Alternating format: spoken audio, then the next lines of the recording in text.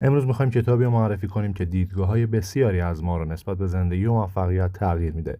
کتاب هنر ظریف بیخیالی نوشته مارک منسن. یه اثر متفاوتیه که به ما آموزش میده چگونه میتونیم با انتخاب درست ارزش‌ها زندگی بهتری داشته باشیم. تو دنیای امروز که پر از استرس و فشاره، بسیاری از ما تلاش میکنیم که به همه چیز اهمیت بدیم و همیشه هم خوشحال باشیم. مارک منسن تو این کتاب میگه که این طرز فکر اشتباهه و نمیشه به همه چیز توجه کرد.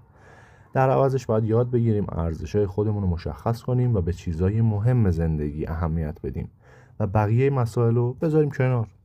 این رویکرد باعث میشه که یکم فشارهای روانی کاهش پیدا بکنه و تمرکز ما روی اهداف واقعی افزایش پیدا بکنه. هیچ کس توی زندگی بدون شکست موفق نمیشه. این شکست ها بخش طبیعی مسیر رشد ما هستن و باید اونا رو بپذیریم و ازشون درس بگیریم. درد و سختی از زندگی جدا نشدنی هستند. اما ما میتونیم انتخاب کنیم که کدوم چالش‌ها ارزش تحمل کردن دارن و کدوم یکیشون بی اهمیت هستن. خیلی از ما تصور میکنیم که خاص و متفاوتیم، اما این توهمیه که مانع پیشرفت ما میشه. پذیرش واقعیت به ما کمک میکنه که با خودمون و جهان اطرافمون صادق باشیم. مسئولیت تمام انتخاب‌ها و پیامدهای زندگی به عهده خود ماست. با پذیرفتن این مسئولیت قدرت کنترل زندگیمون رو به دست میگیریم. تمرکز روی خوشحالی‌های زودگذر و سطحی باعث نارضایتی میشه. هدف اصلی باید یافتن معنا و هدفی باشه که ارزش تلاش و تحمل سختی‌ها رو داشته باشه.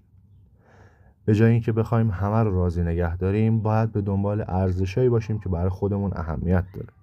وقتی با شکست روبرو میشیم، به جای تسلیم شدن از اون درس میگیریم و مسیرمون رو اصلاح میکنیم. به جای فرار از درد و ناراحتی، اون رو به عنوان بخشی از زندگی میپذیریم و ازش برای رشد فردی استفاده میکنیم. مسئولیت تمام رفتار و تصمیمای خودمون رو میپذیریم و بهانه‌جویی رو کنار میذاریم. معنای زندگی رو تو چیزایی باید پیدا کنیم که ارزش رنج بردن داشته باشن، مثل عشق، خانواده، اهداف بزرگ و کمک به دیگران.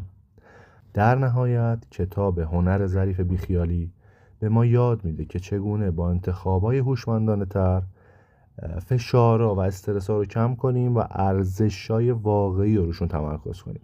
این کتاب مسیر زندگی رو برامون روشن‌تر میکنه و کمک میکنه که با پذیرش شکست، درد و مسئولیت زندگی معنادارتر و آرامتری داشته باشیم. امیدوارم این خلاصه براتون مفید باشه.